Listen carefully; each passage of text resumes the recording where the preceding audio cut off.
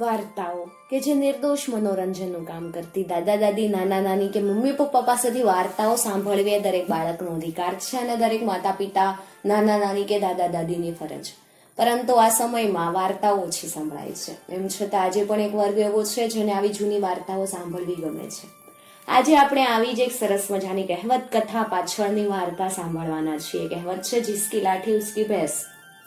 આ કહેવત કથા ક્યારથી પ્રચલિત થઈ અને શું છે આ વાત એ સાંભળવાના છીએ. એક હતા પંડિતજી, પુરાણા જમાનાના પંડિતજીઓ. આજના જમાનાના વિદ્વાન જેવા સુકલડી નહીં. પંડિતજીએ જેમ પોતાનું મગજ ઘસ્યું હતું એમ પોતાનું શરીરે ઘસેલું. એક વખતની વાત, પંડિતજી ગામત્ર નીકળેલા. પોતાના ગામની પડખેના શહેરમાં જવા નીકળ્યા હતા. એ શહેરમાં પંડિતજીના એક યજમાન શેઠ રહેતા. પંડિતજી શ્રીમંત શેઠને તે હંમેશા કથા વાર્તા કરવા જાય. આ વખતે ગયા ત્યારે શેઠે પંડિતજીને પૂછ્યું, કેમ પંડિતજી, છોકરા છૈયા તો મજામાં છે ને? છોકરા દૂધ પામે છે? પંડિતજીના ઘરમાં ન મળે ભેંસ કે ન મળે ગાય, ઘરમાં દૂધાણું હોય તો છોકરા દૂધ પીવે ને. એટલે પંડિતજી બોલ્યા, શેઠજી, ઘરમાં નથી ભેંસ કે ઘરમાં નથી ગાય, પછી છોકરા દૂધ ક્યાંથી દેખે? પંડિતજીની પ્રમાણિકતા પર શેઠ પ્રસન્ન થયા. પંડિતજીની વાણી ઉપર તો શેઠ વારી ગયા. એટલે એમણે પોતાના ઘરમાં ભેંસ પેલા પંડિતજીને ભેટ આપી. પંડિતજીએ શેઠને આશીર્વાદ આપ્યા. ભેંસને દોરીને ઈ તો ચાલતા થયા. પંડિતજીનો રસ્તો જંગલમાં થઈને પસાર થતો હતો. જંગલનું એકાંત આવ્યું ને એક માણસ પંડિતજીની સામે આવ્યો. એ માણસ આમ તો સુકલડી હતો, પરંતુ આમ ડાકુ જેવો લાગતો હતો. એના હાથમાં એક લાઠી હતી.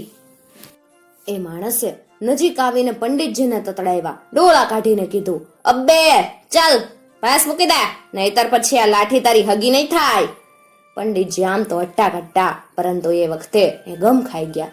એમણે પેલા ડાકુને કીધું, અરે ભાઈ, ગુસ્સો શા સારું કરો? નાહક રાતો પીળો હું કામ થાઈશ? જ્યાં ત્યાં તારે આ ભેંસ જોઈએ જ છે ને? મને એ દાનમાં મળેલી છે, મેં કાંઈ એનો પૈસોય નથી ખર્ચ્યો. ગાંડા, તારે જોઈએ તો તું કે ને, લઈ જા. એમાં હું, અમારે યાચક ને હું? કોઈ બીજી ઘેર હાથ લાંબો કરશું તે બીજા ઘરે બીજી ભેંસ મળશે.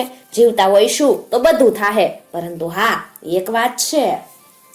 પેલો ડાકુ પંડિતજીની નમ્ર વાણીથી પીગળવા લાગેલો. તેણે કીધું, ચાલો ભેંસનો છોડો મારા હાથમાં મૂકી દ્યો અને પછી તમારી વાત કયો. જો ભાઈ, પંડિતજી ધીરે રહીને બોલ્યા, અમે રહ્યા બામણ. ભલે તારે જોઈએ તો આ હાથણી જેવી ભેંસ લઈ જા, પરંતુ મને કઈક દક્ષિણા તો આપીશ ને? ફૂલ નહીં તો ફૂલની પાખડી. દક્ષિણા તો અમારે બ્રાહ્મણને મન શુકન છે. ડાકુ બોલ્યો, પરંતુ મારી પાસે તો અત્યારે કાંઈ નથી. તમને શું દક્ષિણામાં આપું? કયો તો અમારા ગજવામાં બીડીઓની એક ગળી પડી છે, એમાંથી બીડી પીવી હોય તો આપું. પંડિતજી બોલ્યા, ભલા આદમી, હું એક પવિત્ર બ્રાહ્મણ, અને પવિત્ર બ્રાહ્મણ થઈને બીડી પીતો હોઈશ? આપ તો કઈક સારી વસ્તુ આપ. ડાકુ બોલ્યો, તો મહારાજ, મારી પાસે બીજું કાંઈ નથી. પંડિતજી કે, એમ કેમ બોલેસ? ગાંડા, હા, મારી એક વાત તને વિનંતી, કે આ ભેંસને કસાઈના ઘર નો વેચી દેતો હો. ભેંસ દૂધણી છે, ટકે અધમણ દૂધ દેશ. તારા છોકરા ભલે દૂધ પીવે, તારા છોકરા ઈ મારા જ છોકરા, પરંતુ હા ભાઈ, મારી દક્ષિણાનું. આટલી વાતમાં તો પેલો ડાકુ પંડિતજી ઉપર પૂરેપૂરો ફિદા થઈ ગયો અને બોલ્યો, મહારાજ, હવે તો મારી પાસે આ લાઠી છે, પૂરેપૂરી તેલ પાયેલી, કયો તો ઈ તમને આપું.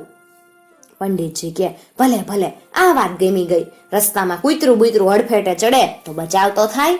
ડાકુએ પંડિતજીના હાથમાં લાઠી મૂકી દીધી ને પછી ઈ તો ડાકુ ભેંસને દોરીને આગળ ચાલ્યો, ખુશ થતો, પરંતુ એની ખુશીનો તરત જ અંત આવી ગયો. પંડિતજી લાઠી લઈને એની પાછળ આવી પહોંચ્યા. પંડિતજીનો ચહેરો લાલ ચોળ. એમણે લાઠી બરાબરની ડાકા ઉપર ઉગામી અને ડોળા બરાબર બહાર કાઢ્યા. રૂઆબથી પંડિતજી બોલ્યા, અબે પાજી, હાલ ભેંસને મૂકી દે. ડાકુ તો પંડિતજીનો દેખાવ જોઈને જ બી ગયો. તે ગભરાયેલા સાદે બોલ્યો, કેમ, ભેંસ તો મારી છે. પંડિતજી અકડીને બોલ્યા, અરે જેની લાઠી એની ભેંસ. ડાકુને લમણાની વાગે એમ હતી. તેણે જોયું અને બાજી બદલાઈ ગઈ હતી, એટલે ચૂપચાપ ભેંસ મૂકીને એ